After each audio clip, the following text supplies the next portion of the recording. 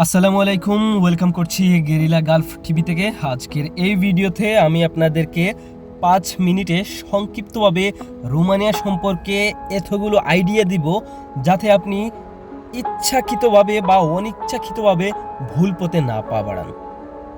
তাহলে আজকের এই ভিডিওটা আপনার জন্য হতে পারে নতুন একটা সূচনা। ধৈর্য সহকারে এই ভিডিওটা দেখবেন। আগে রোমানিয়া থেকে অন্য দেশে যাওয়া কঠিন ছিল। আপনি চাইলেও রোমানিয়া থেকে অন্য কোনো দেশে যেতে পারতেন না, কারণ রোমানিয়া সেনজেনভুক্ত দেশ ছিল না। সেনজেনের যে কয়েকটা দেশ ছিল সেইটার বাইরে ছিল। কিন্তু এখন রোমানিয়া সেনজেন হয়ে গেছে। আপনি সেখান থেকে বৈধভাবে যে কোনো দেশে, ইউরোপীয় ইউনিয়নের যে কয়েকটা দেশ রয়েছে, সে যে কোনো দেশে আপনি খুব খুব খুব সহজে যেতে পারছেন। এটাই এখন রোমানিয়ার প্রতি সবার আগ্রহের মূল কারণ, যে আমি রোমানিয়াতে যদি যেতে পারি তাহলে আমি ইজিলি অন্যান্য যে কয়েকটা দেশ রয়েছে আমি সেইখানে যেতে পারবো।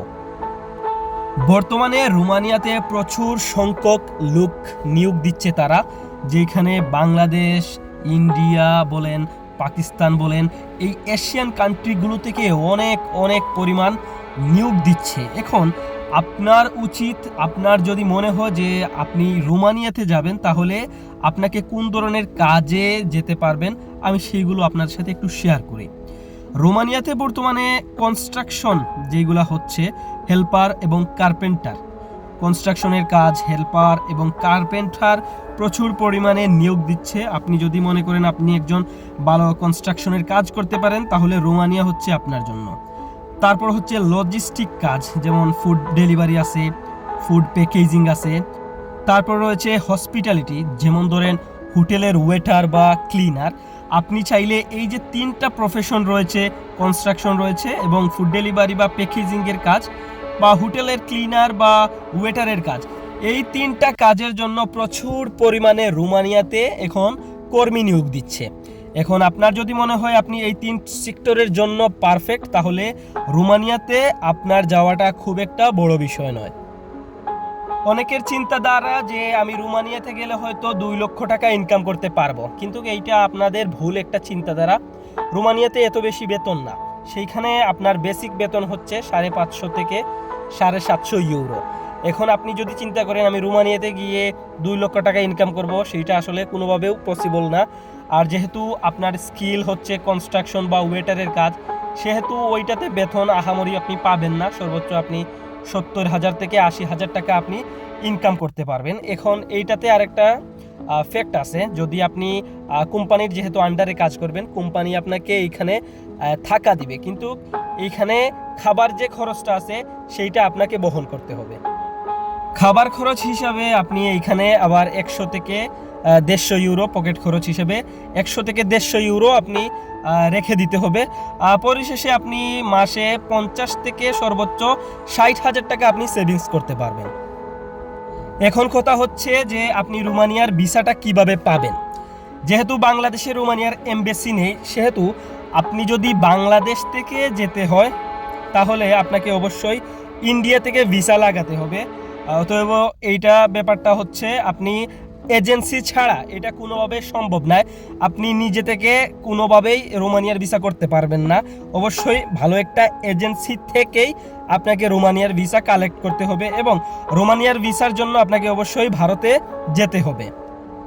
রোমানিয়ার ওয়ার্ক পারমিট কিন্তু 2-3 মাসে বের হয়ে যায়, কিন্তু সমস্যা হচ্ছে রোমানিয়ার অ্যাপয়েন্টমেন্ট সেইটা পেতে অনেক সময় লেগে যায়।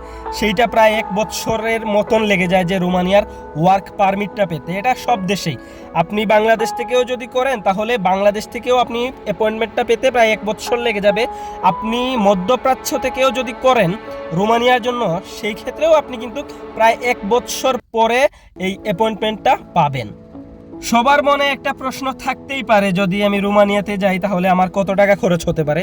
দেখেন, একটা সময় যখন সেনজেনের বাইরে ছিল তখন 5 থেকে 7 লক্ষ টাকা খরচ হইতো, কিন্তু এখন যেহেতু সেনজেন হয়ে গেছে 10 লক্ষ টাকার নিচে কেউ কথাই বলে না, কোনো এজেন্সি কথাই বলে না আপনি 10 লক্ষ টাকার নিচে আপনি যাইতে পারবেন না।